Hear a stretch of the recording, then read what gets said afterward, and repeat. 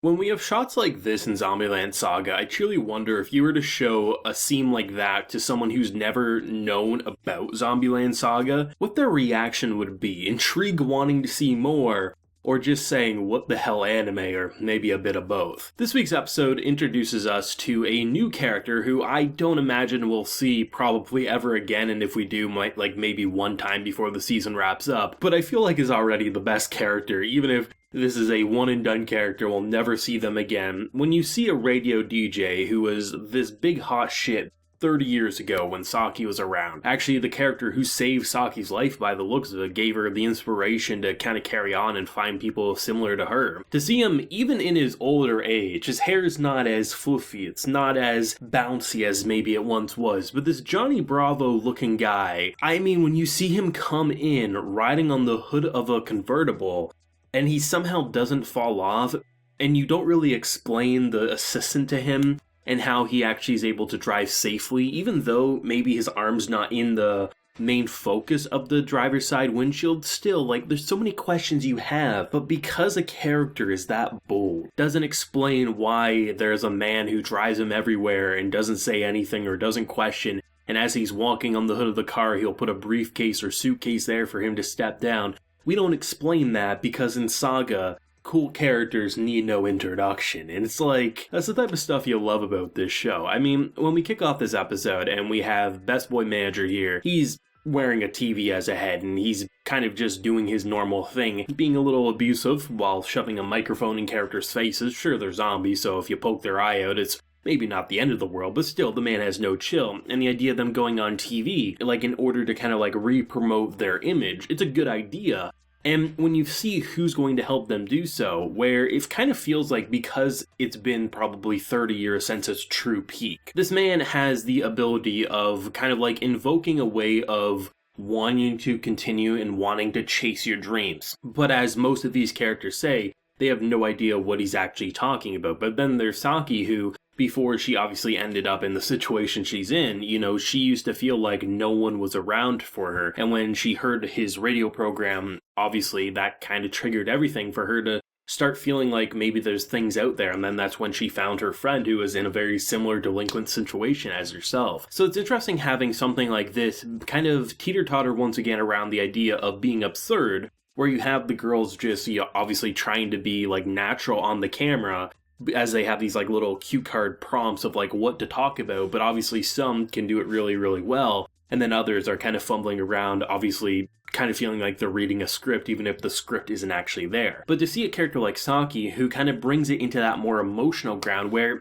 it would be very easy to look at a character like this and just say, oh, it's another ridiculous manager-like character who we're not going to take seriously. But as we saw with, say, last week's episode with that actual drama and emotional pull, this week's episode shows us, even though maybe most people don't understand the appeal or what appeal he had back in the day, and it seemingly he was reaching the end of his rope with his radio program, for someone like Saki who's obviously in love with the guy, but to just see how this man had a way of really reshaping her life, I thought it was so brilliant to watch that. And I think the build-up of him transferring the radio program over to them, even though in hindsight it's pretty much the only direction that it would go, for me in the moment I almost felt like there was going to be something else. Either A, Saki would encourage him to continue, because he's a new character, as far as I know they could really do anything with him, or two, it would simply shut down and there'd be something else. Maybe he would simply say, your music or something like that is going to be the new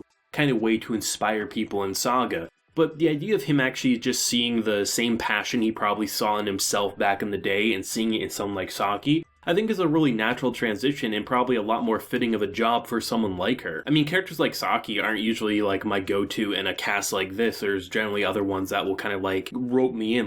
You have Tai, right? And she's always doing some funny, goofy thing in the background. That's usually a character I put more focus on, but there's something about the leadership style of a character who really was a delinquent, now is kind of using that same ferocity in order to lead a new type of rebellion. I think is just great, and I am really excited to see what they'll do with the radio program. I'm hoping they won't brush it aside too much. Obviously, I don't expect it to be a main focus every single episode, but I think there's a lot of possibilities in not only promoting, say, their idol group's music, but also a way to hopefully inspire more and more people, because There obviously is the fear of like last week and the whole time limit that our boy was talking about. I think a lot of people are probably assuming it's their bodies are going to decay and probably will die. That's most likely what's going to happen. I don't think they're probably building up to something like a time limit where, like, you know, Saga's gonna crumble or Saga's gonna go bankrupt. Maybe they will. It just feels like because they're a zombie body, it would make the most sense that their time limit, and the reason he's so determined to kind of like make this happen is because they won't last forever and probably will last a lot less than a normal human would. I think there's just so many ways for it to go really, really sad by the time it ends, but at the same time, because this is such a moneymaker for MAPPA,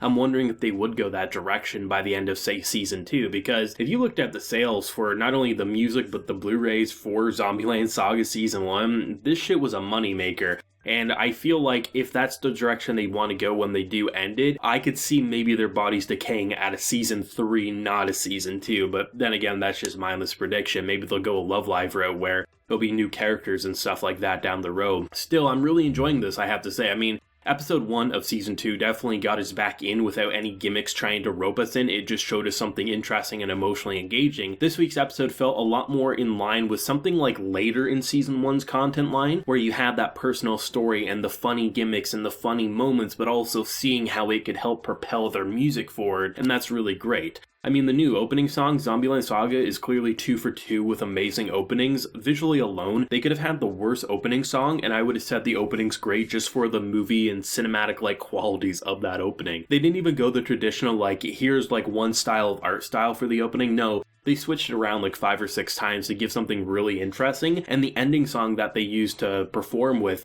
it just feels like the animation for the idol dancing is so good, and without a doubt even better than what we saw last week. I love how they moved. They actually moved like real people. It was just so smoothly animated, and I'm like, okay, if we're doing this for club scenes, what's going to happen when they get on the actual big stage? Are they going to have something just as interesting, or are they going to, maybe drop the ball? I highly doubt it. I mean, MAPPA's definitely had some really good experience with a lot of different things from 3D to 2D animation since Season 1, so I'm hoping this is a good sign going forward, because, I mean, honestly, I thought last week's episode with their idol animation was good. This episode, it was absolutely outstanding. I think the only thing I'm really hoping for out of Season 2 the most is maybe some of the characters who didn't have as much time in the first season to really get their chance to explode this season.